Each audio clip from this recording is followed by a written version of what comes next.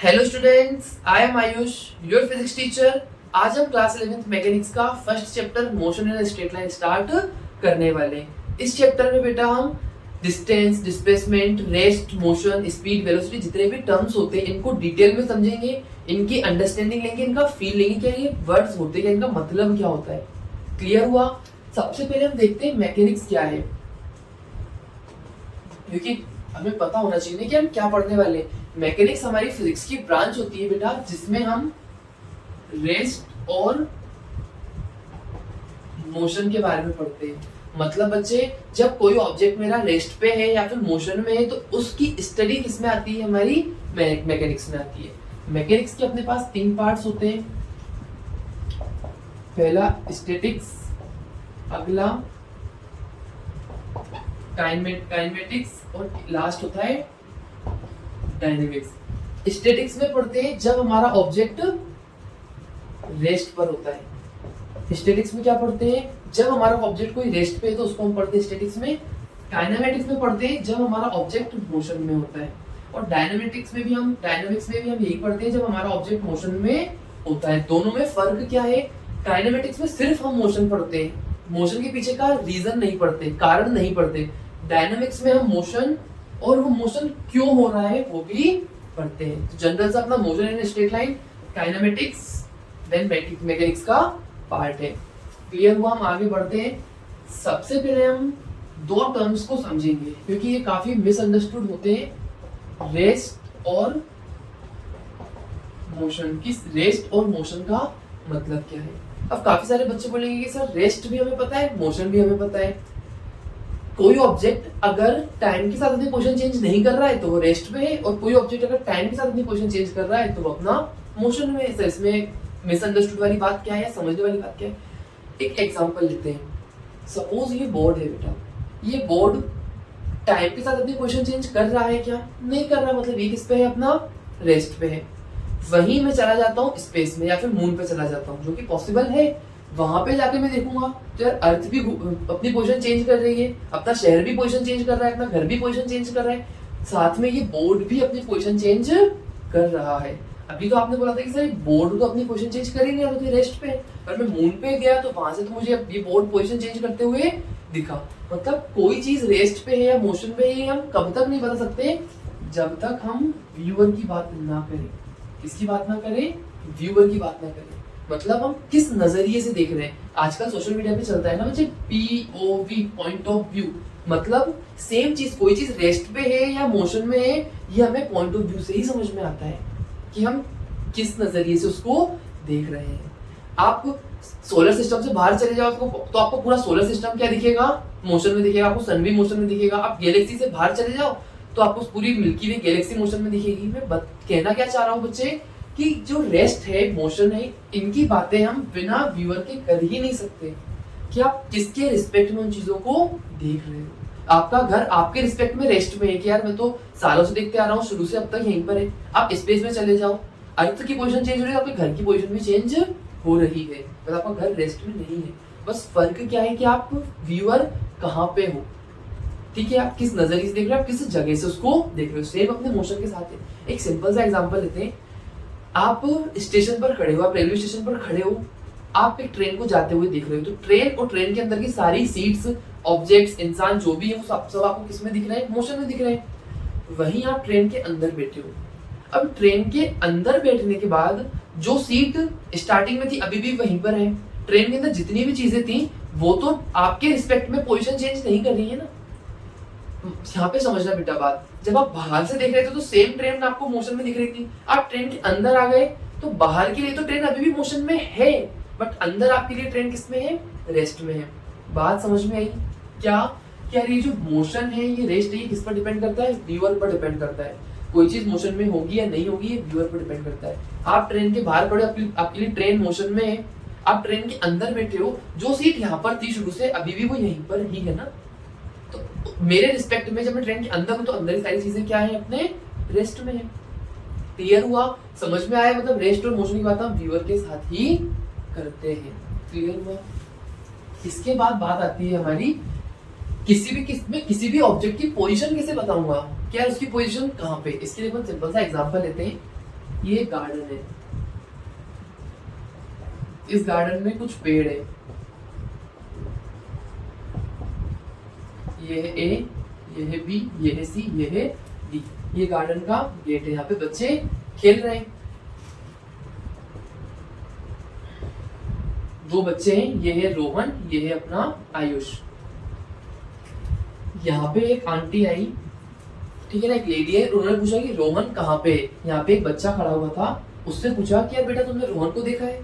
तो उस लड़के ने बोला कि हाँ आंटी, रोहन बी वाले पेड़ के पास में है। मतलब इसने किया क्या, इस गार्डन में उन्होंने जो पेड़ थे A B C D, Rohan की पोजीशन बताने के लिए बी पेड़ का इस्तेमाल किया। मतलब किसी भी चीज की पोजीशन बताने के लिए हमें फ्रेम ऑफ रेफरेंस पता होना चाहिए। हम कुछ कुछ फ्रेम ऑफ रेफरेंस डिसाइड कर लेते हैं, उसके रिस्पेक्ट में बताते हैं। इस केस में क्या हुआ, इस बच्चे ने बोला कि यार आंटी बी वाले पेड़ के पास अपना रोहन खड़ा हुआ है। आपने रोहन की पोजीशन बताने के लिए बी वाले पेड़ का इस्तेमाल किया। मतलब हम किसी भी ऑब्जेक्ट की पोजीशन बताने के लिए फ्रेम ऑफ रेफरेंस का इस्तेमाल करते हैं। जनरली वो फ्रेम ऑफ रेफरेंस होती है अपने पास एक्स एक्सिस, वाई एक्सिस और अपना तीसरा जेड एक्सिस। मैं इन तीनों कोऑर्डिनेट्स का इस्तेमाल करता हूं किसी भी ऑब्जेक्ट की पोजीशन बताने के लिए। ठीक है, X comma Y comma Z, ये क्या बताता है हमें, किसी भी ऑब्जेक्ट की पोजीशन बताता है। क्लियर हुआ। इन तीनों में से कोई भी एक कोऑर्डिनेट भी अगर चेंज हो रहा है तो वो अपनी पोजीशन चेंज कर रहा है। इसमें ही अगर मैं यहाँ पे क्लॉक लगा देता हूँ, इसी फ्रेम ऑफ रेफरेंस में मैं अगर क्लॉक को ऐड कर देता हूँ, मतलब कि अगर टाइम के साथ इस किसी भी पार्टिकल का कोई भी कोऑर्डिनेट चेंज हो रहा है, मतलब उसकी पोजीशन टाइम के साथ चेंज हो रही है। क्लियर हुआ। अब कितने कोऑर्डिनेट चेंज होंगे, एक दो या तीनों चेंज होंगे, तो उन सब बातों को हम करने वाले। क्लियर हुआ। इसको बोलते हैं अपन फ्रेम ऑफ रेफरेंस। मतलब किसी भी चीज की आप पोजीशन डिसाइड करते हो कैसे, फ्रेम ऑफ रेफरेंस के रिस्पेक्ट में। और कोई भी चीज रेस्ट में है या मोशन में है, ये हम व्यूअर के रिस्पेक्ट में देखते हैं कि यार उसको देख कौन रहा है। क्लियर हुआ, वेरी गुड। अब हम थोड़ी सी बात करते हैं motion in a 1D, in 2D और in 3D, in 1 dimension, in 2 dimension and in 3 dimension। इसका मतलब क्या है, अगर मेरा देखो अपने पास तीन कोऑर्डिनेट्स है x, y, z, तो यहाँ पे है मेरे पास क्लॉक। अगर टाइम के साथ कोई एक कोऑर्डिनेट अपना चेंज हो रहा है, x, y, z कोई भी हो सकता है, तीन कोऑर्डिनेट में से अगर कोई x कोऑर्डिनेट, एक भी कोऑर्डिनेट चेंज हो रहा है टाइम के साथ में, तो वो कौन से मोशन में है, अपना मोशन इन अ 1 डायमेंशन। एग्जांपल लेता हूँ, अपने पास चींटी है, चींटी कैसे चलती है, अपनी सीधी सीधी सीधी सीधी सीधी सीधी चल रही है। अगर मैं उसको एक पॉइंट ऑब्जेक्ट मानता हूँ तो उसका सिर्फ एक ही डायमेंशन में वो ट्रेवल कर रही है ना। अगर मैं इसको एक्सिस लेता हूँ, ये है मेरा एक्स एक्सिस, ये है मेरे पास वाई एक्सिस, और बाहर की तरफ होता है मेरे पास ऐसा, मेरा बाहर की तरफ है जेड एक्सिस। अगर चींटी सपोज एक्स एक्सिस पे ट्रेवल कर रही है ऐसे ऐसे, तो उसका सिर्फ एक ही कोऑर्डिनेट चेंज हो रहा है ना, एक्स वाला।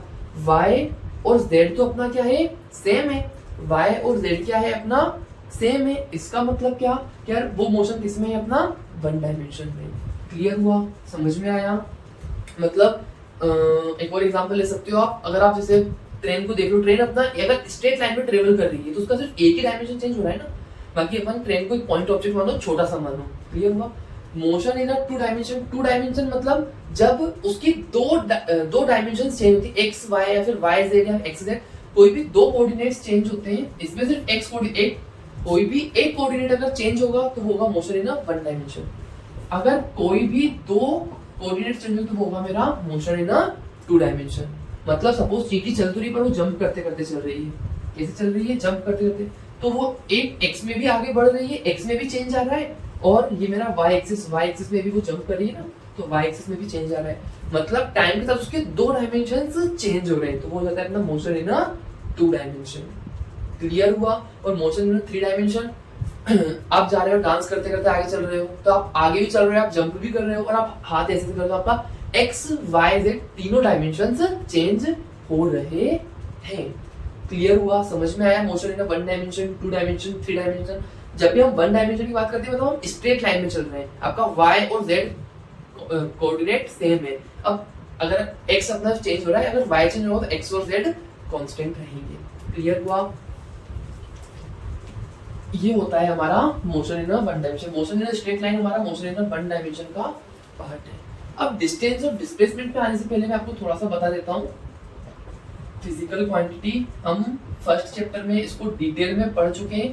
फिजिकल क्वांटिटी अपने पास दो तरह की होती है, एक होती है मेरे पास स्केलर क्वांटिटी और एक होती है मेरे पास वेक्टर क्वांटिटी।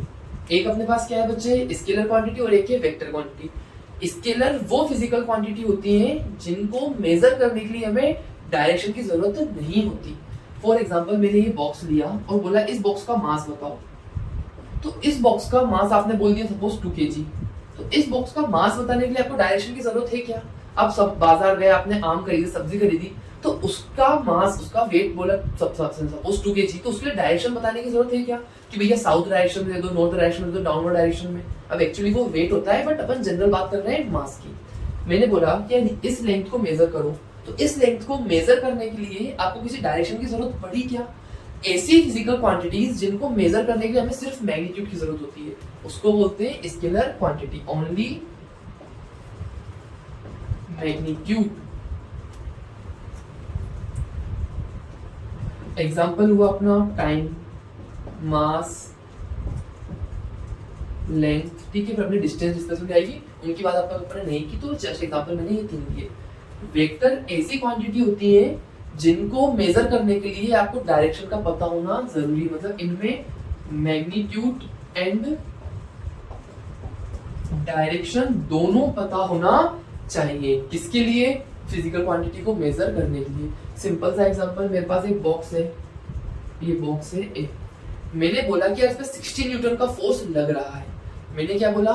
इस पे 60 न्यूटन का फोर्स लग रहा है, तो मुझे इसमें डायरेक्शन बताना पड़ेगा ना कि इस डायरेक्शन में लग रहा है, इस डायरेक्शन में लग रहा है, इस डायरेक्शन में, किस डायरेक्शन पे 60 न्यूटन फोर्स लग रहा है। तो ऐसी फिजिकल क्वांटिटीज जिनको मेजर करने के लिए आपको मैग्नीट्यूड और डायरेक्शन दोनों की जरूरत पड़ती है। फोर्स हुआ, वेलोसिटी हुआ, जनरल एग्जांपल अपना फोर्स का समझ में आया ना। मैंने बोला कि 60 न्यूटन फोर्स लग रहा है, किस डायरेक्शन में लग रहा है, इस डायरेक्शन में, इस डायरेक्शन में, कौन सी डायरेक्शन में लग रहा है। तो ऐसी क्वांटिटीज होती है अपने पास वेक्टर क्वांटिटी। इनके एग्जांपल्स है अपने पास वेलोसिटी, फोर्स, ठीक है, इटीसी। बाकी और भी एग्जांपल है तो आप समझते हैं। जब इतना सा जनरल याद रखना है, स्केलर और वेक्टर में क्या फर्क है। स्केलर आपको सिर्फ मैग्नीट्यूड की जरूरत पड़ती है और वेक्टर में आपको मैग्नीट्यूड और डायरेक्शन दोनों की जरूरत पड़ती है। बाकी वेक्टर्स को एक डेडिकेटेड लेक्चर बनाऊंगा जब अपना मोशन इन अ प्लेन वाला चैप्टर होगा, बट अभी के लिए इतना आपको सफिशिएंट है।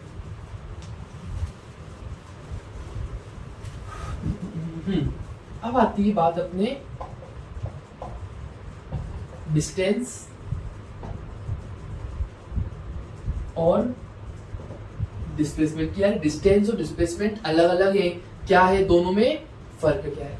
सिंपल सा सबसे पहले मैं एक एग्जांपल लेता हूं। ये है मेरे पास स्कूल और ये है आपका यहाँ पे होम स्वीट होम। आप अभी स्कूल में हो, आपको स्कूल से घर पर जाना है। लेट्स से मैंने बोला कि आपके स्कूल से डायरेक्ट घर जाना चाहिए था, बट आप स्कूल से पहले कहीं किसी व्यक्ति विशेष जो सी पॉइंट पर है उससे मिलने गए, उसके बाद आप घर पर आए। बात समझना बच्चे, आप कहाँ पे थे? स्कूल में। स्कूल से आपको घर जाना था, आप कहाँ से स्कूल से निकले, एक सी पॉइंट पे कोई व्यक्ति विशेष था, किसी से मिलना था आपको, वहां पे मिलकर आप घर वापस आए।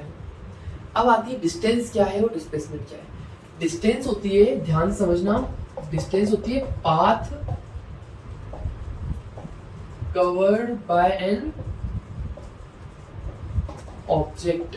एक ऑब्जेक्ट ने जितना भी पाथ कवर किया है वो हो जाएगी अपनी डिस्टेंस। ये यहां से निकला, ये पूरा इसने पाथ कवर किया, फिर अपना घर पहुंचा, तो ये पूरी क्या हो जाएगा? डिस्टेंस हो जाएगी। इस पूरी पाथ को आप मेजर कर लोगे, वो क्या हो जाएगी? आपके पास डिस्टेंस हो जाएगी। इतना समझ में आया? अब आती है डिस्प्लेसमेंट। डिस्प्लेसमेंट सबसे पहले डेफिनेशन लिखो, सिंपल सा याद रखना बेटा। डिस्प्लेसमेंट मतलब चेंज इन पोजीशन, मतलब उस ऑब्जेक्ट की, उस व्यक्ति की पोजीशन कितनी चेंज हुई है। इनिशियली यहाँ पे था, इनिशियली कहाँ पे था? अपना स्कूल में था, फाइनली घूम फिर कर कहाँ पे आ गया? अपना घर पे। तो उसकी पोजीशन कितनी चेंज हुई? इनिशियली चीज यहाँ पे थी, फाइनली चीज आ गई मेरी यहाँ पे। डिस्प्लेसमेंट कितना होगा? इसके और इसके बीच की डिस्टेंस, सॉरी इसके और इसके बीच की लेंथ। क्लियर हुआ? डिस्प्लेसमेंट सिंपल सा है, डिस्टेंस क्या है, जो जितना पाथ कवर किया है, जितना वो घूम फिर के आया है, सारी हो जाएगी टोटल डिस्टेंस। डिस्प्लेसमेंट क्या होता है, चेंज इन पोजीशन, उसकी पोजीशन कितनी चेंज हुई है, या फिर इसको ऐसे भी लिख सकते हो, shortest path covered by an object. Shortest path कौन सा होगा बेटा, यही होगा मेरा। क्लियर है। डिस्टेंस और डिस्प्लेसमेंट में बेसिक सा याद रखना, distance total path covered by an object, इस ऑब्जेक्ट ने जो टोटल पाथ कवर किया है, टोटल में लिख लो। और डिस्प्लेसमेंट क्या होगा, उसकी चेंज इन पोजीशन, की पोजीशन कितनी चेंज हुई है, पोजीशन उसकी कितनी चेंज। क्लियर है, समझ में आया। एक एग्जांपल था, डिस्टेंस डिस्प्लेसमेंट में फर्क समझ में आया। एक और, डिस्टेंस की एसआई यूनिट क्या है मेरे पास, मीटर। डिस्टेंस की सीजीएस यूनिट क्या है मेरे पास, सेंटीमीटर। सेम डिस्प्लेसमेंट की एसआई यूनिट भी अपने पास मीटर है, और सीजीएस यूनिट भी क्या है अपने पास, सेंटीमीटर। क्योंकि है तो दोनों लेंथ, दोनों में फर्क क्या है, डिस्टेंस टोटल पाथ कवर्ड है, और डिस्प्लेसमेंट अपना सिर्फ जो पोजीशन में चेंज हुआ है। डिस्प्लेसमेंट फाइंड करने के लिए आप इनिशियल पोजीशन को फाइनल पोजीशन से स्ट्रेट लाइन में कनेक्ट कर दो, स्ट्रेट लाइन में कनेक्ट कर दो। डिस्टेंस होती है अपने पास स्केलर क्वांटिटी, मतलब डिस्टेंस को मेजर करने के लिए आपको डायरेक्शन की जरूरत नहीं पड़ती, बल्कि डिस्प्लेसमेंट होती है मेरे पास वेक्टर क्वांटिटी। मतलब डिस्प्लेसमेंट को मेजर करने के लिए मुझे डायरेक्शन की जरूरत पड़ती है। क्या इसका मतलब, अपन लेते हैं एग्जांपल। होपफुली बच्चे इतना समझ में आ गया होगा। डिस्टेंस, हाँ, अपने पास एक पॉइंट है ए, एक पॉइंट है बी और दूसरा पॉइंट है सी। ए और बी के बीच में डिस्टेंस है 60 किलोमीटर, बी और सी के बीच में डिस्टेंस है अपने पास 20 किलोमीटर। मतलब ए और बी के बीच में लेंथ है 60 किलोमीटर, बी और सी के बीच में लेंथ है अपनी 20 किलोमीटर। मैं, आप यहाँ पे हो, मैं आपका मोशन बना रहा हूँ कि आप कहाँ से कहाँ पे मोशन कर रहे हो। आप पहले ए से गए हो बी पर, आप पहले ए से गए बी पर, फिर बी से आप गए हो सी पर, फिर आप बी से गए सी पे, देन सी से आप वापस आ गए हो बी पे। इसके लिए मुझे डिस्टेंस फाइंड करना है। क्या फाइंड करना है, डिस्टेंस। डिस्टेंस क्या है, टोटल पाथ कवर। आपने जितना टोटल पाथ कवर किया है, आप ए से बी तक गए हो 60 किलोमीटर, तो 60 किलोमीटर प्लस बी से सी तक गए हो 20 किलोमीटर, 20 किलोमीटर, फिर सी से आप वापस बी पे आ गए तो 20 किलोमीटर। तो आपकी डिस्टेंस कितनी हो गई, 100 किलोमीटर। आपकी टोटल डिस्टेंस कवर कितनी हो गई, ए से बी पे गए, बी से सी पे गए, सी से वापस बी पर आ गए। टोटल डिस्टेंस कितनी होगी, 100 किलोमीटर। अब बात करते हैं इसी केस के लिए, डिस्प्लेसमेंट कितना हुआ। डिस्प्लेसमेंट क्या है, चेंज इन पोजीशन। इनिशियली आप यहाँ पे थे, इनिशियली आप ए पर थे, फाइनली आप कहाँ पे हो, अभी बी पर हो। तब की पोजीशन में कितना चेंज आया है, 60 किलोमीटर का। तो आपकी डिस्प्लेसमेंट कितना हो जाएगा, 60 किलोमीटर। और डिस्प्लेसमेंट कैसे बेटा, इनिशियल पॉइंट से फाइनल पॉइंट को स्ट्रेट लाइन से कनेक्ट कर दो। इनिशियल पॉइंट से फाइनल पॉइंट को स्ट्रेट लाइन से कनेक्ट कर दो तो आपको डिस्प्लेसमेंट मिल जाएगा, खत्म। इसके अलावा डिस्प्लेसमेंट कुछ भी नहीं है। क्लियर हुआ। अब इसका मैं और एग्जांपल ले लेता हूँ। वो व्यक्ति बी पर रुका नहीं, यहाँ पे एक अपन पॉइंट बना लेते हैं डी। डी से ए तक है अपने पास 10 किलोमीटर। वो व्यक्ति बी पर रुका नहीं, बी के बाद वो आ गया अपना डी पे, मतलब ए से बी पे गया, बी से सी पे गया, सी से वापस बी पे आया, बी के बाद वापस वो डी पे आ गया। इस केस में हमें पहले निकालना है डिस्प्लेसमेंट। डिस्प्लेसमेंट की सॉरी, पहले अपन निकालते हैं डिस्टेंस। डिस्टेंस ए से बी तक अपना 60 किलोमीटर प्लस बी से सी तक 20 किलोमीटर प्लस सी से बी तक 20 किलोमीटर, फिर बी से लेके डी तक, देखो बी से ए तक 60 है, ए से डी तक 10 है, तो टोटल डिस्टेंस कितनी है, 70 किलोमीटर। तो टोटल डिस्टेंस कितनी, ए से लेके बी तक गया, बी से सी तक गया, सी से फिर वापस डी पे आया, फिर अपना डी पे आ गया। तो टोटल डिस्टेंस कितनी कवर की उसने, 170 किलोमीटर। टोटल डिस्टेंस कितनी कवर की उसने, 170 किलोमीटर। अब मुझे फाइंड करना है डिस्प्लेसमेंट। डिस्प्लेसमेंट कितना होगा, इनिशियली वो कहाँ पे था, इनिशियली उसने जर्नी किस पोजीशन में स्टार्ट की थी, उस वाली डायरेक्शन में स्टार्ट की थी, तो उस वाली डायरेक्शन को मैं बोल देता हूँ पॉजिटिव। इनिशियली ए उस डायरेक्शन में गया था ना, तो उस डायरेक्शन में अभी के लिए बोल देता हूँ पॉजिटिव। अब डिस्प्लेसमेंट क्या होता है, चेंज इन पोजीशन। इनिशियली वो कहाँ पे था, यहाँ पे, अब फाइनली कहाँ पे आ गया, वो यहाँ पे आ गया। उसकी पोजीशन में चेंज कितना आया 10 किलोमीटर, तो डिस्प्लेसमेंट कितना हो गया 10 किलोमीटर।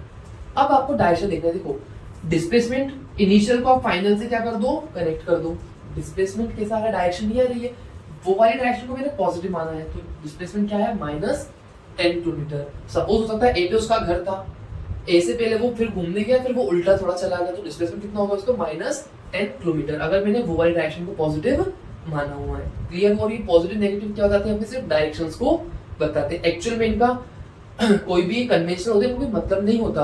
ये नेगेटिव -10 किलोमीटर, ये इसका मतलब ये नहीं कि ये जो 10 किलोमीटर है और किसी 10 किलोमीटर से कम है, सेम है, बस नेगेटिव साइन अपना डायरेक्शन बताता है। एक केस तो ये हो गया। इसके बाद में बोलता हूँ वो डी पे आया, डी के बाद वापस कहाँ पे चला गया, अपना ए पे चला गया। कहाँ पे चला गया? ए पे चला गया। पहले ए से बी पे गया, बी से सी पे गया, सी से बी पे आया, बी से डी पे आया, डी से वापस वो कहाँ आ गया, अपना ए पे आ गया। तो टोटल डिस्टेंस कितनी हो जाएगी? यहाँ तक तो अपना 7 + 10 किलोमीटर प्लस 10 किलोमीटर, तो डिस्टेंस टोटल डिस्टेंस कितनी हो जाएगी 170 + 10 मतलब 180 किलोमीटर। मतलब वो पहले ए से बी पर गया, बी से सी पे गया, सी से बी पे आया, फिर बी से वो आया अपने डी पर, डी से वापस ए पे आ गया। टोटल डिस्टेंस कितनी ट्रेवल की उसने 180 किलोमीटर। अब बात करते हैं अपन डिस्प्लेसमेंट की, कि डिस्प्लेसमेंट कितना है। इनिशियली कहाँ से स्टार्ट किया था उसने, यहाँ पे, फाइनली कहाँ पे आ गया वो यहाँ पे। उसकी पोजीशन में कोई चेंज आया क्या? डिस्प्लेसमेंट क्या है? Change in position. उसकी पोजीशन में कोई चेंज नहीं आया, मतलब डिस्प्लेसमेंट हो गया मेरा 0 किलोमीटर, क्योंकि उसकी पोजीशन में कोई चेंज ही नहीं आया। क्लियर हुआ? हमने क्या देखा बेटा, डिस्टेंस तो हमेशा अपनी पॉजिटिव ही होती है, बट डिस्प्लेसमेंट हमारा पॉजिटिव हो सकता है, नेगेटिव भी हो सकता है, 0 भी हो सकता है। तो ये एक डिफरेंस भी है अपना डिस्टेंस और डिस्प्लेसमेंट के बीच में। क्या? डिस्टेंस कैन नेवर बी 0 और नेगेटिव। डिस्टेंस अपनी 0 भी नहीं हो सकती। अगर आपने कोई पाथ कवर किया है तो कुछ ना कुछ तो वैल्यू होगी, पर डिस्प्लेसमेंट अपना, डिस्प्लेसमेंट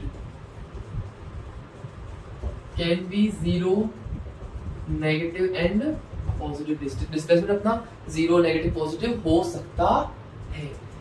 होपफुली बेटा ये दोनों बातें आपको समझ में आ गई होगी। हम इसके कुछ कुछ प्यारे प्यारे क्वेश्चंस लेते हैं, तो आपके डिस्टेंस और डिस्प्लेसमेंट को लेके सारे डाउट्स अब तक जो थे वो सारे क्लियर हो जाएंगे। मेरे पास एक रेक्टेंगुलर फील्ड है, मेरे पास एक रेक्टेंगुलर फील्ड है, इसकी विड्थ है अपने पास 10 किलोमीटर और लेंथ है इसकी 20 किलोमीटर। ये पॉइंट है ए बी सी डी, ठीक है। एक फार्मर है, किसान है, वो ए पॉइंट से शुरू करता है। कहाँ से शुरू करता है? ए पॉइंट से शुरू करता है, पहले बी पे गया, फिर वो आया सी पे। वो अपने जो भी उसका ग्राउंड है, फील्ड है, उसकी फेंसिंग कर रहा था। तो ए से पहले वो गया बी पे, बी से गया फिर वो सी पे। तो ए से लेकर सी तक जाने में तो डिस्टेंस कितनी ट्रेवल की है? देखो यहाँ से आता 20 और यहाँ से आता 10, तो डिस्टेंस तो कितनी होगी आपके पास 30 किलोमीटर। अब मुझे फाइंड करना है डिस्प्लेसमेंट, उसने उसका डिस्प्लेसमेंट कितना हुआ। इजी, डिस्प्लेसमेंट मतलब चेंज इन पोजीशन। इनिशियली कहाँ पे था वो? ए पे था, फाइनली कहाँ पे पहुंच गया? सी पे। तो ए से सी तक स्ट्रेट लाइन से कनेक्ट कर दो। अपना राइट एंगल ट्राइंगल बन रहा है, पाइथागोरस थ्योरम लगा देते हैं। इसको मैं बोलता हूँ x, तो x² = 20 का स्क्वायर प्लस 10 का स्क्वायर। x क्या जाएगा? √20 का स्क्वायर प्लस 10 का स्क्वायर, मतलब √400 प्लस 100।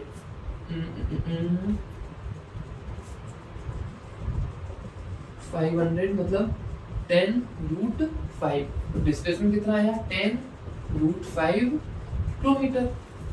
500 को मैंने 5 × 100 में लिख लिया और 100 से 10 मेरा बाहर आ गया। क्लियर हुआ? तो ये हो गया मेरा डिस्प्लेसमेंट। एक और चीज नोटिस कर रहे हो बच्चे आप कि डिस्प्लेसमेंट अपना डिस्टेंस से कोई बड़ा नहीं हो सकता। डिस्टेंस और डिस्प्लेसमेंट बराबर हो सकते हैं, बट डिस्टेंस डिस्प्लेसमेंट से कभी छोटी नहीं हो सकती, या फिर ऐसा बोल लो डिस्प्लेसमेंट अपना डिस्टेंस से कभी बड़ा नहीं हो सकता, क्योंकि डिस्प्लेसमेंट क्या है? Shortest path covered by an object. अगर फार्मर को यहाँ से यहाँ तक आना था तो उसको शॉर्टेस्ट पाथ कौन सा था? ये वाला था। अब मैं बोलता हूँ ए से गया बी पे, बी से गया सी पे, सी से गया वो डी पे, देन वापस आ गया अपना, नहीं पहले अपन सी के बाद चला गया डी पे।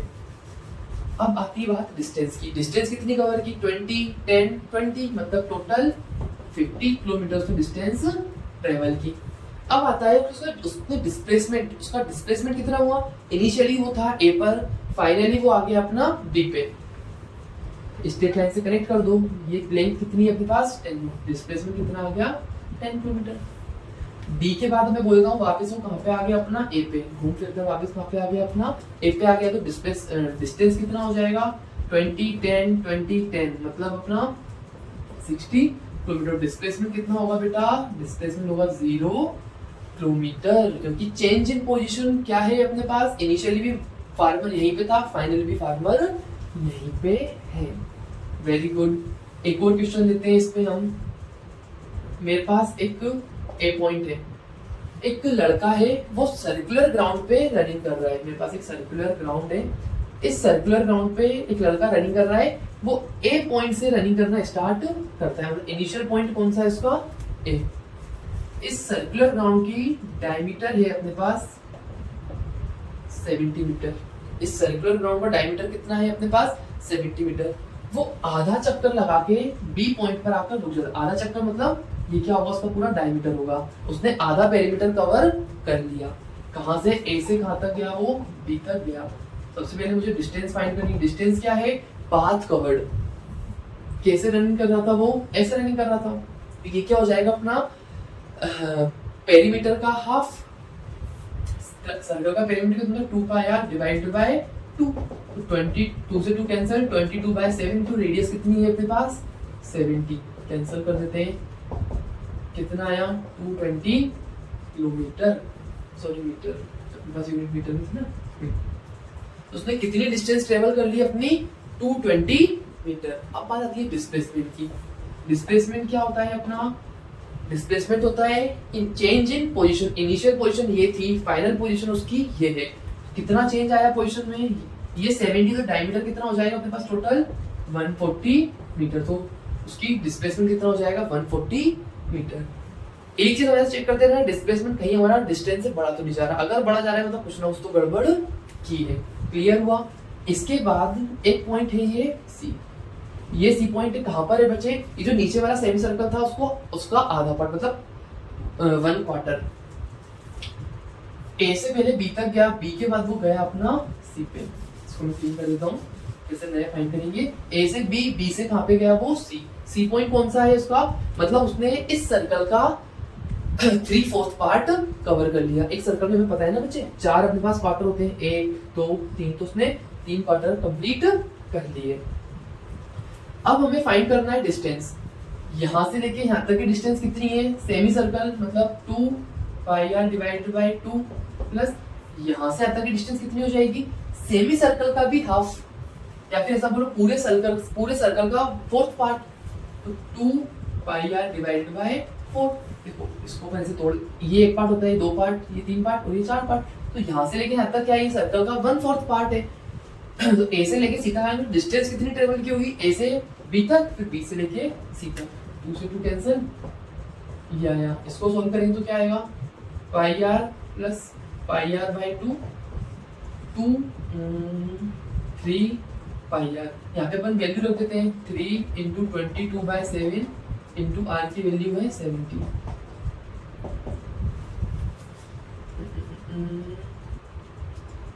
अपने पास 3/2 भी है ना, यहाँ से 2 से 11 मतलब 330 मीटर। सिंपल आप सोल्व करो तो आंसर आ जाएगा। मतलब ए से लेके सी तक आने में उसने कितनी डिस्टेंस ट्रेवल की है 330 मीटर। अब बात करते हैं अपन डिस्प्लेसमेंट की। डिस्प्लेसमेंट उसकी पोजीशन में कितना चेंज आया है, इनिशियली वो यहाँ पे था, फाइनली वो यहाँ पे आ गया, तो चेंज कितना आया है ये।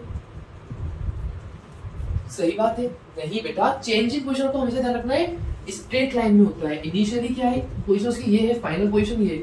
इनिशियल से फाइनल को स्ट्रेट लाइन से कनेक्ट कर दो। हमें पता है कि एक क्वाड्रेंट अपना, एक क्वार्टर कितना एंगल बनाता है 90 डिग्री का। क्वाड्रेंट बोलो क्वार्टर बोलो, ये एंगल कितना होगा 90 डिग्री। बस पाइथागोरस थ्योरम लगा लो, ये भी कितना है 70 मीटर। इसको बोल देते हैं अपन x। तो x² equals to 70² plus 70²। x equals to √2 into 70 का स्क्वायर। तो 70 मेरा बाहर आ जाएगा √2 मीटर। डिस्प्लेसमेंट कितना हो गया 70 √2 मीटर। वो वापस सी से कहाँ पे आ गया, ए पे आ गया। तो डिस्टेंस कितना हो जाएगा अपना 2 पाई आर पेरीमीटर, और डिस्प्लेसमेंट कितना हो जाएगा 0। अब होपफुली बच्चे आपको सारे डिस्टेंस डिस्प्लेसमेंट के डाउट्स क्लियर हो गए होंगे। डिस्टेंस डिस्प्लेसमेंट में फर्क क्या है? पहला, डिस्टेंस टोटल पाथ कवर्ड है और डिस्प्लेसमेंट है शॉर्टेस्ट पाथ कवर या फिर चेंज इन पोजीशन, जितनी पोजीशन में चेंज हुई है वो क्या है? मेरा डिस्प्लेसमेंट है। और डिस्टेंस हमारी कभी भी जीरो और नेगेटिव नहीं हो सकती, जबकि डिस्प्लेसमेंट मेरा जीरो भी हो सकता है और नेगेटिव भी हो सकता है। अब हम बात करने वाले हैं बच्चे स्पीड और वेलोसिटी के बारे में। किसके बारे में बात करने वाले हैं बेटा? हम स्पीड और वेलोसिटी की। इन दोनों के डिफरेंसेस देखिए। सबसे पहला है अपने पास, स्पीड होती है स्केलर क्वांटिटी और वेलोसिटी होती है अपने पास वेक्टर क्वांटिटी। स्पीड क्या है? Scalar quantity. वेलोसिटी क्या है अपने पास? Vector quantity. मतलब स्पीड को मेजर करने की आपको डायरेक्शन की जरूरत नहीं पड़ती, वहीं वेलोसिटी को मेजर करने की आपको डायरेक्शन की जरूरत पड़ती है। स्पीड क्या होती है? स्पीड होती है अपने पास rate of change of position with respect to time in any direction, in any direction। वही वेलोसिटी होती है मेरे पास rate of change of position with respect to time in given direction। दोनों में फर्क कितना है? बस कि वेलोसिटी में हमें डायरेक्शन पता होना चाहिए कि किस डायरेक्शन में पोजीशन चेंज हो रही है, किस रेट से, और स्पीड के लिए हमें कोई भी डायरेक्शन की जरूरत नहीं पड़ती। क्लियर हुआ? स्पीड का फॉर्मूला होता है हमारे पास डिस्टेंस अपॉन टाइम, या फिर distance travelled divided by time taken, या फिर टाइम इंटरवल। क्लियर हुआ? वेलोसिटी क्या होती है अपने पास? Displacement divided by time interval. Clear हुआ? देखो स्पीड और वेलोसिटी को थोड़ा सा फील लेने की कोशिश करो। क्या टाइम के रिस्पेक्ट में अपने जो डिस्टेंस है, पोजीशन है, वो किस रेट से चेंज हो रही है? क्या हो रही है? किस रेट से चेंज हो रही है? सिंपल सा मैं एग्जांपल लेता हूँ।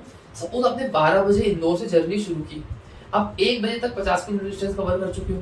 फिर अगले 1 किलोमीटर में आपने फिर से अगले 1 घंटे में आपने 50 किलोमीटर डिस्टेंस कवर की, उसके अगले 1 घंटे में आपने 50 किलोमीटर डिस्टेंस ही ट्रेवल की। मतलब आपकी स्पीड कितनी है? 50 किलोमीटर पर आवर। आप किस रेट से डिस्टेंस को कवर कर रहे हो, किस रेट से पोजीशन को चेंज कर रहे हो? 50 किलोमीटर पर आवर। आप 1 घंटे में 50 kilometre distance 50 kilometre position change कर रहे हो। यही होती है बच्चे मेरी स्पीड और वेलोसिटी। स्पीड क्लियर हुआ इतना? अब स्पीड होती है मेरी एक यूनिफॉर्म स्पीड। यूनिफॉर्म स्पीड क्या है? जब वो इक्वल डिस्टेंस ट्रेवल करता है इक्वल इंटरवल ऑफ टाइम में। Equal distance in equal interval of time. Uniform speed क्या है बच्चे? अपनी equal distance in equal interval of time. मतलब वो सेम, फॉर एग्जांपल सिंपल सा 0 टाइम पे उसने अपनी जर्नी स्टार्ट की, या फिर सिंपल सा ले लो, आपने 1 बजे अपनी जर्नी स्टार्ट की, 2 बजे तक आपने 50 किलोमीटर डिस्टेंस ट्रेवल कर ली, 3 बजे तक आपने अगली 50 किलोमीटर डिस्टेंस ट्रेवल कर ली, फिर अगले 1 घंटे में आप फिर से 50 किलोमीटर चले हो। मतलब आप सेम इक्वल टाइम इंटरवल में 1 घंटे में इक्वल डिस्टेंस ट्रेवल कर रहे हो, विच इज 50 किलोमीटर। तो वो क्या होती है मेरे पास? Uniform speed. मतलब आप इक्वल इंटरवल में इक्वल डिस्टेंस ट्रेवल कर रहे हो। वही आती है अपने पास यूनिफॉर्म वेलोसिटी। यूनिफॉर्म वेलोसिटी होती है हमारे पास जब कोई ऑब्जेक्ट इक्वल डिस्प्लेसमेंट ट्रेवल करता है, इक्वल डिस्प्लेसमेंट ट्रेवल करता है इक्वल इंटरवल ऑफ टाइम में। Equal displacement travel in equal interval of time में। समझ में आया बेटा मैंने क्या बोला? इक्वल डिस्प्लेसमेंट ट्रेवल, अगर वो एक एक घंटे में सेम अपना 50 किलोमीटर 60 किलोमीटर कोई भी सेम डिस्प्लेसमेंट ट्रेवल कर रहा है तो उसको बोलूंगा मैं यूनिफॉर्म वेलोसिटी से। Object is moving with uniform velocity. Clear हुआ, समझ में आया? इसका ही उल्टा होता है अपने पास वेरिएबल स्पीड या फिर non uniform speed. Variable speed मतलब unequal distance in equal interval of time. आपको टाइम इंटरवल इक्वल ही लिखना है, ऐसा नहीं बोलना unequal distance in unequal interval of time.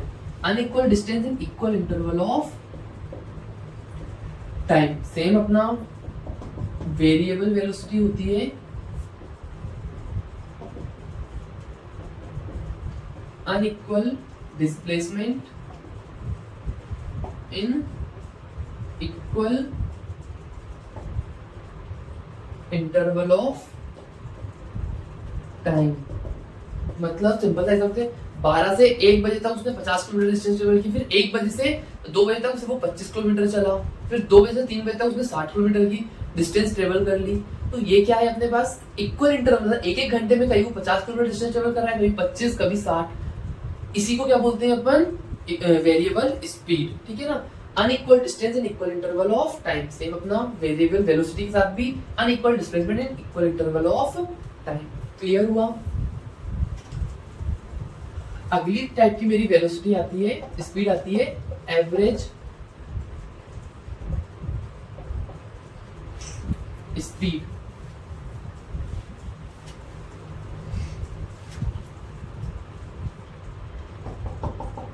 Average velocity.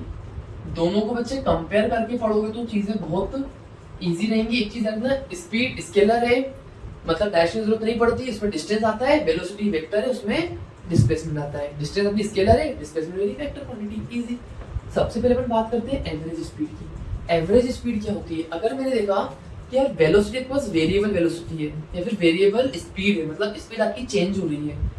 Sorry, variable speed का मतलब कि आपने अनइक्वल डिस्टेंस ट्रेवल कर रहे हो इक्वल इंटरवल ऑफ टाइम में। तो एक टोटल डिस्टेंस में आपकी एवरेज स्पीड क्या रही? एग्जांपल समझना बेटा इजी सा। मेरे पास ए है,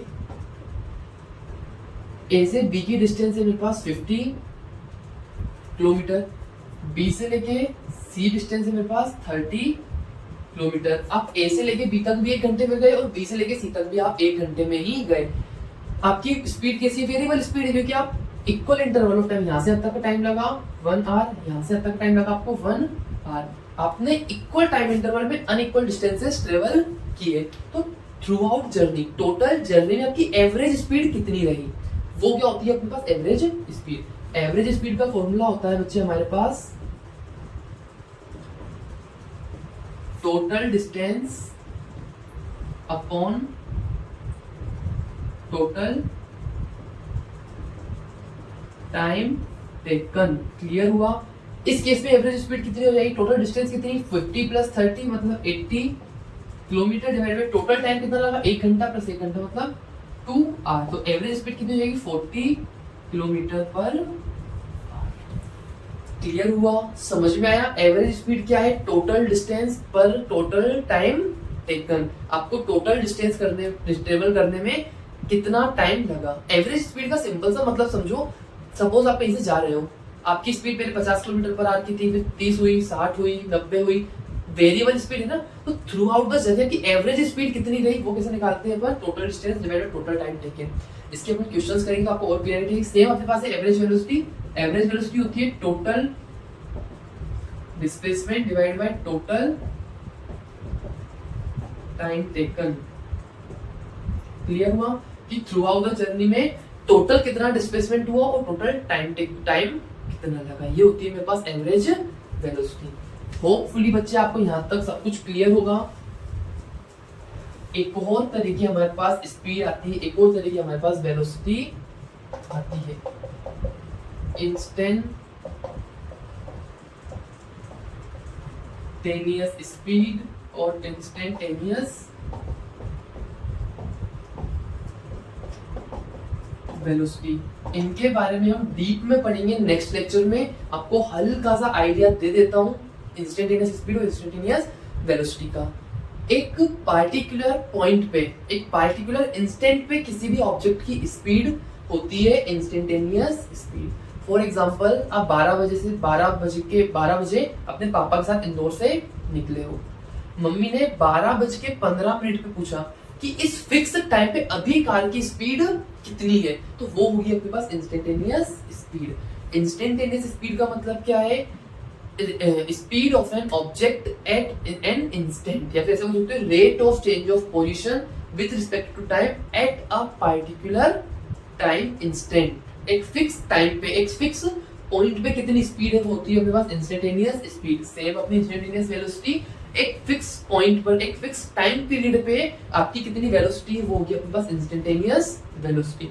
इन दोनों को अपन नेक्स्ट लेक्चर में डीप में पढ़ेंगे, क्योंकि एक्सेलरेशन आएगा, इस तरह डिफरेंशिएशन वगैरह यूज होगा। तो मेक श्योर बच्चे सेकंड लेक्चर देखने के पहले आप कंप्लीट डिफरेंशिएशन वाला लेक्चर देखकर आए, क्योंकि इंस्टेंटेनियस वेलोसिटी और इंस्टेंटेनियस स्पीड में उनकी जरूरत है। मैं यहाँ पे लिंक डाल दूंगा, तो मेक श्योर आप उन दोनों को कंप्लीट कर आओ। अब स्पीड और वेलोसिटी पे हम कुछ क्वेश्चंस कर लेते हैं। हमारा क्वेश्चन क्या है बच्चे? A car is moving along x-axis as shown in figure। इस फिगर में it moves from O to P। O से P तक गया है वो 18 सेकंड में, and returns from P to Q। P से वापस Q पे आ गया 6 सेकंड में। मतलब O से लेके P तक जाने में उसको टाइम लगा 18 सेकंड का, और P से वापस Q तक आने में उसको टाइम लगा 6 सेकंड का। What are the average velocity and average speed of the car in going from O to P? मतलब O से लेके P तक जाने में उसकी एवरेज वेलोसिटी और एवरेज स्पीड दोनों निकालनी है। फिर from O to P and back to Q, मतलब पहले वो O से P तक गया, P के बाद वापस वो Q आया, तो इसमें उसकी एवरेज वेलोसिटी और एवरेज स्पीड फाइंड करनी है। पहला वाला अपन लेते हैं O to, यहाँ पे answer solution O to P। Average velocity, average velocity क्या होती है बच्चे हमारे पास? Total displacement divided by total time taken. 0 से लेके P तक जाने में उसका टोटल डिस्प्लेसमेंट कितना हुआ है? देखो यहाँ से यहाँ तक 240 और यहाँ से यहाँ तक 120, तो O से लेके P तक टोटल डिस्प्लेसमेंट कितना हुआ है उसका? 360 मीटर। अब स्ट्रेट लाइन था बेटा हमारा, तो सिंपल सा अपन को इसमें कुछ और करने की जरूरत नहीं पड़ी। O से P तक की उन्होंने बात की, पहले वो O से लेके P तक गया, तो टोटल डिस्प्लेसमेंट कितना है? यहाँ से यहाँ तक 240 और यहाँ से यहाँ तक 120, तो 360 मीटर। यहाँ से तो जाने में उसको टाइम कितना लगा? 18 सेकंड। तो कितना आ जाएगा? कैंसिल करेंगे तो 20 मीटर पर सेकंड। ये क्या होगी अपनी एवरेज वेलोसिटी O से P तक जाने में। अब मैं फाइंड करता हूँ एवरेज स्पीड। एवरेज स्पीड क्या होती है? Total distance upon total time taken. O से P तक जाने में टोटल डिस्टेंस कितनी ट्रेवल की? 240 प्लस 140 120, मतलब 360 मीटर डिवाइडेड बाय 18 सेकंड। इसका भी आंसर कितना आया? 20 मीटर पर सेकंड। क्लियर? एवरेज वेलोसिटी और एवरेज स्पीड मेरी इस केस में दोनों बराबर हैं।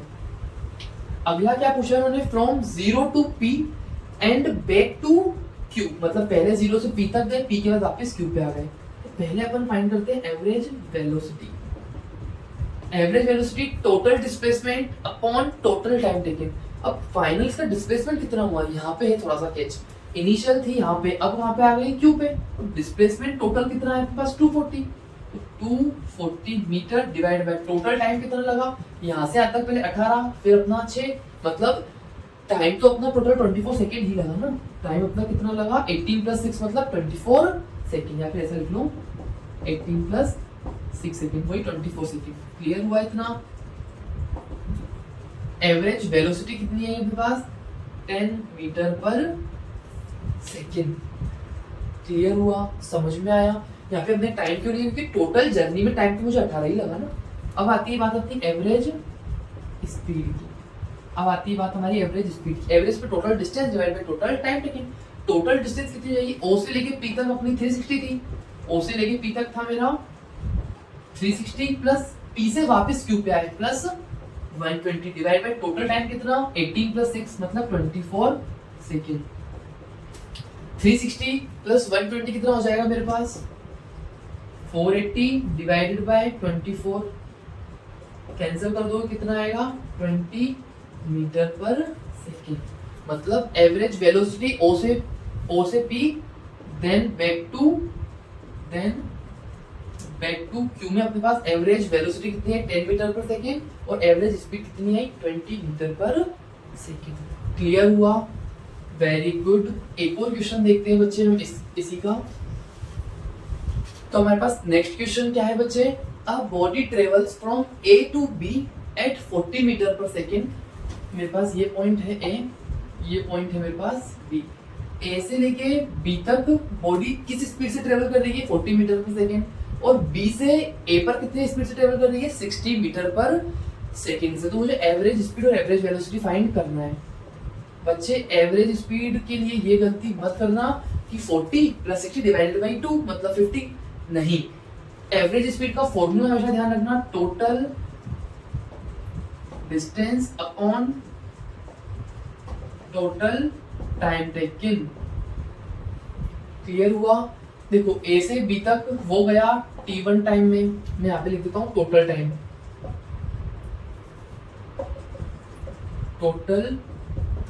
टोटल टाइम कितना? ए से बी तक जाने में उसको टाइम लगा सपोज t1 और बी से ए तक टाइम लगा उसको t2, तो टोटल टाइम कितना हो गया t1 प्लस t2। मेरे पास क्या होगा? Speed equals to distance upon time. तो टाइम कैसे निकाल सकता हूँ बच्चे में? डिस्टेंस अपॉन स्पीड करके निकाल सकता हूँ। तो t1 क्या है? ए से बी तक जाने में जो टाइम लगा है, तो t1 को कैसे लिख सकता हूँ मैं? A B distance upon speed. A से बी तक में उसकी स्पीड कितनी है 40 मीटर पर second divided by 40 plus t2 क्या है? बी से लेके ए तक आने में, बी से लेके ए तक डिस्टेंस तो अभी इतनी रही है ना, तो इतनी ए बी डिवाइडेड बाय 60। ये करना सबसे ज्यादा जरूरी है। टोटल टाइम मुझे फाइंड करना है। टोटल टाइम मतलब ए से बी तक जाने में टाइम लगा और बी से लेके ए तक जो टाइम लगा, ए से बी तक टाइम लगा t1, बी से ए तक टाइम लगा अपना t2। ए से बी तक के टाइम को क्या लिखूंगा मैं? A B by 40 distance upon speed. B से ए तक के टाइम को क्या लिखूंगा? Speed distance upon speed. Distance तो अपने पास ए से बी तक सेम ही है ना। वापस वो कितनी स्पीड से आया? 60 की स्पीड से। तो टोटल टाइम कितना हो जाएगा? A B by 40 plus A B by 60। इसको थोड़ा सा अगर आप सॉल्व करना चाहते हो, मैं एलसीएम ले लेता हूँ 120, ठीक है। 40 और 60 का एलसीएम लोगे कितना आया? 120। यहाँ पे हो जाएगा अपना 3 ए बी प्लस यहाँ पे हो जाएगा 2 ए बी। कितना आंसर आया? 5 A B divided by 120। Clear हुआ? समझ में आया? 40 और 60 का आपने एलसीएम लिया, कितना आया? 120। 43 का 120 तो 3ab प्लस 62 तो 5ab bye 120। Average speed find करना है बस। एवरेज स्पीड कितनी होती है अपने पास? टोटल डिस्टेंस, टोटल डिस्टेंस कितनी ट्रेवल की उसने? यहाँ से लेके यहाँ तक ab, फिर यहाँ से लेके यहाँ तक ab, मतलब टोटल डिस्टेंस होगी उसकी 2ab डिवाइडेड बाय स्पीड कितनी है उसकी? 5ab divided by 120। तो टोटल टाइम कितना हो गया? 5ab divided by 120। 2ab divided by 5ab into 120। ab से b कैंसिल हो गया, कितना आया? 24। तो एवरेज स्पीड कितनी है यहाँ पे अपने पास सॉल्व करने के बाद? 48 किलोमीटर पर आवर। मीटर पर सेकेंड में दी थी उन्होंने, तो कितनी हो जाएगी अपने पास?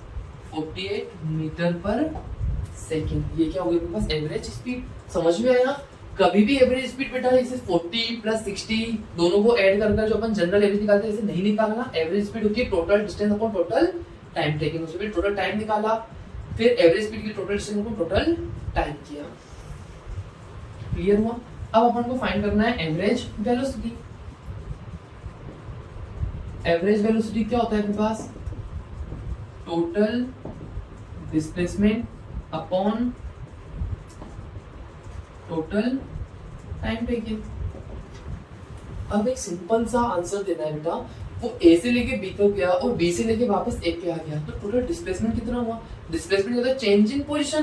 पहले भी ए पर था, ए से बी पर गया, बी से वापस ए पे आ गया, मतलब इनिशियल पोजीशन भी ए ही थी, फाइनल पोजीशन भी अपने पास ए ही है। तो पोजीशन में चेंज क्या आया? नहीं आया। मैं टोटल डिस्प्लेसमेंट क्या हो गया? 0। 0 डिवाइड बाय टाइम कुछ भी हो, तो एवरेज वेलोसिटी क्या हो जाएगी अपने पास? 0 आ जाएगी। 0 मीटर पर क्लियर हुआ? समझ में आया? यहाँ तक हमारा स्पीड और वेलोसिटी खत्म हो गया है। स्पीड और वेलोसिटी की इंस्टेंटेनियस स्पीड और इंस्टेंटेनियस वेलोसिटी हम नेक्स्ट लेक्चर में कवर करेंगे। उस लेक्चर के पहले मेक श्योर बच्चे आप डिफरेंशिएशन वाला लेक्चर अच्छे से देखकर आओ, क्योंकि अब आपका डिफरेंशिएशन इंटीग्रेशन धीरे धीरे यूज होना शुरू हो जाएगा। होपफुली आपको समझ में आया होगा। ऑल द बेस्ट बच्चे, स्टे ट्यून्ड।